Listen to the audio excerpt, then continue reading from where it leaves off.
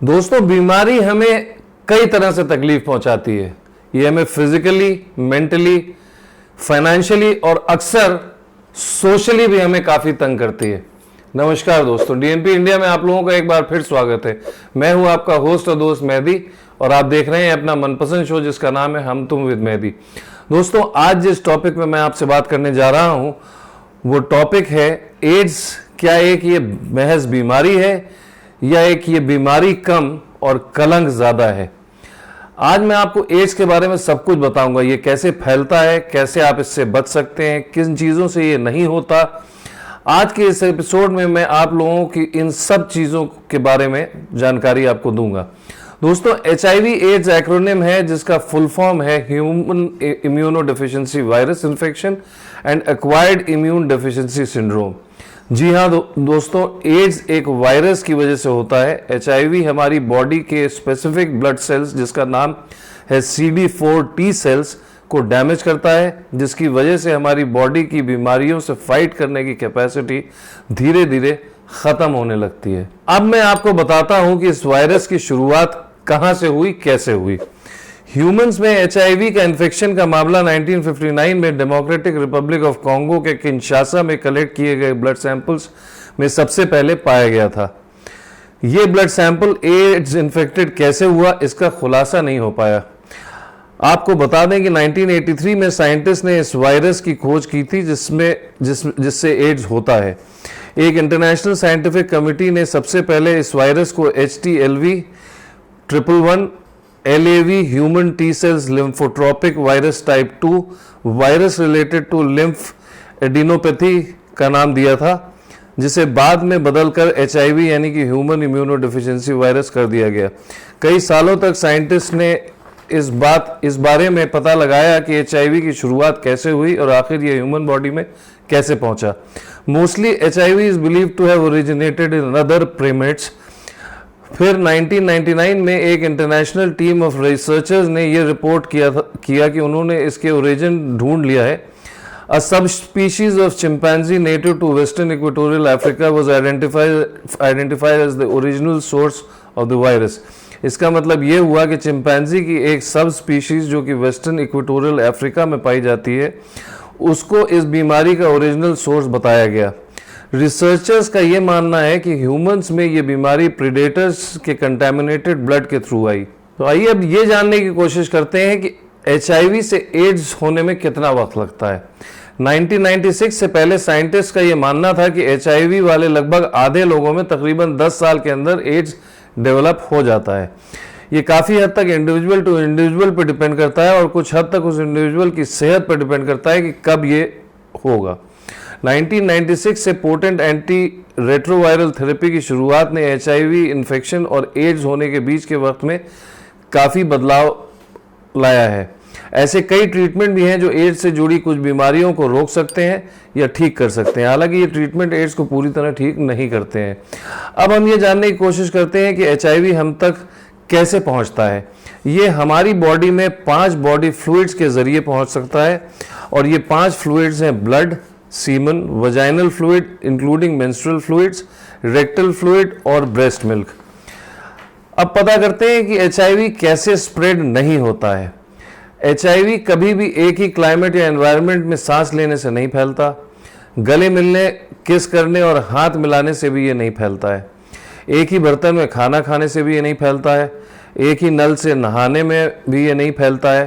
Personal belonging से एक दूसरे के साथ शेयर करने से HIV नहीं फैलता है। जिम में कसरत करने के डिवाइसेस को शेयर करने से भी ये नहीं फैलता है। टॉयलेट सीट छूने, दरवाजे की कुंडी या हैंडल छूने से भी ये नहीं फैलता है। अब मैं आपको बताता हूं कि HIV फैलता कैसे है। दोस्तों, HIV इन्फेक्टेड किसी आदमी के साथ अनप्रोटेक्टेड सेक्स करना खतरनाक हो सकता है। Unprotected anal sex unprotected vaginal sex के कंपैरिजन में ज्यादा खतरनाक है। मल्टीपल सेक्स पार्टनर्स और अदर सेक्सुअली ट्रांसमिटेड डिजीजेज यानी कि STD के चलते भी सेक्स के दौरान इन्फेक्शन का खतरा बढ़ सकता है। अनप्रोटेक्टेड ओरल सेक्स भी HIV ट्रांसमिशन के लिए खतरनाक हो सकता है, लेकिन ये एनल और वजाइनल सेक्स के कंपैरिजन में कम खतरनाक होता है। नीडल्स, सिरिंजेस, रेंस वाटर और दूसरे इक्विपमेंट जो कि इलीगल ड्रग्स को इंजेक्ट करने के लिए यूज होते हैं, उनके शेयर करने से भी HIV हो सकता है। ये बीमारी HIV इन्फेक्टेड मदर के जरिए उसके बच्चे में भी आ सकती है। ब्रेस्ट फीडिंग से भी बच्चे को ये बीमारी हो सकती है। एड्स की जानकारी ही इसका सबसे बड़ा बचाव है। एक बार ये बीमारी हो जाए फिर इसका कोई इलाज नहीं होता, इसलिए बेहतर है कि इस बीमारी से दूर ही रहा जाए।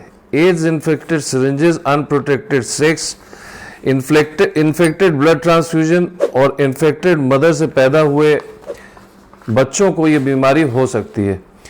यानी कि अगर हम थोड़ा सा ख्याल रखें तो इनमें से काफ़ी चीज़ों से हम बच सकते हैं और रोक सकते हैं। HIV इन्फेक्टेड लोगों में कौन से सिम्टम्स होते हैं?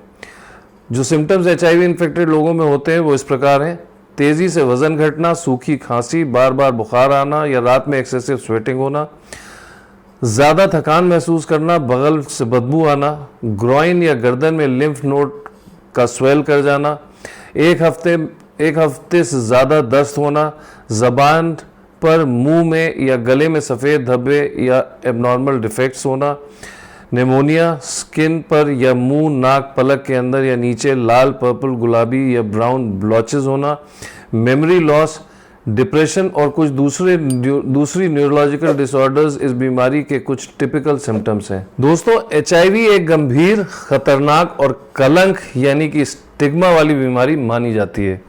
लोगों को लगता है कि अगर सामने वाला HIV इन्फेक्टेड है तो पक्का इसने कई लोगों से अनप्रोटेक्टेड सेक्स किया होगा, मगर ये बात सच नहीं है। जैसा कि मैंने आपको बताया कि HIV होने की कई वजह हो सकती है। HIV जैसी खतरनाक बीमारी से इन्फेक्टेड आदमी के साथ रहना बेहद तनावपूर्ण और कठिन तो हो सकता है, लेकिन शेमफुल नहीं हो सकता।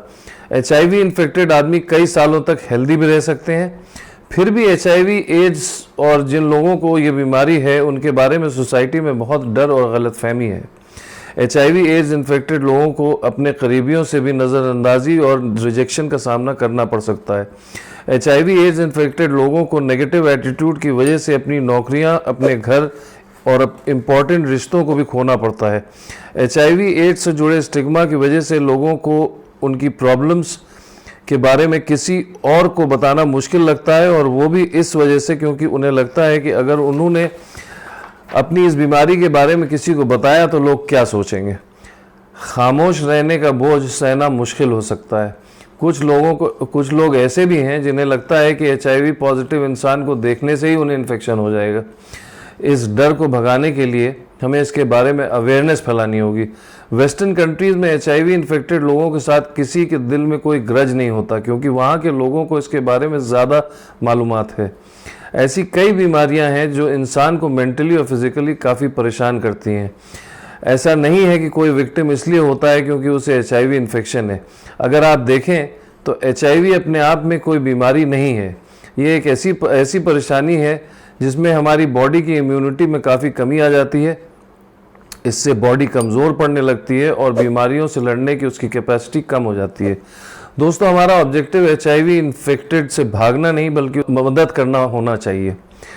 आपको क्या लगता है, HIV इन्फेक्शन क्या स्टिग्मा है या इसे हम एक बीमारी की तरह देखते हैं? आप अपनी राय हमें कमेंट बॉक्स में लिख करके ज़रूर बताएं। अगर आपको हमारा ये एपिसोड पसंद आया हो तो प्लीज़ इसे लाइक करें, शेयर करें, और अगर आपने अब तक हमारे चैनल को सब्सक्राइब ना किया हो तो प्लीज़ हमारे चैनल को सब्सक्राइब करें। मैं मेहदी आपसे विदा लेता हूँ। फिर मिलूँगा आपसे हम तुम विद मेहदी के अगले एपिसोड में एक गंभीर और सीरियस मुद्दे के साथ। तब तक अपना ख्याल रखें, खुश रहें, नमस्कार।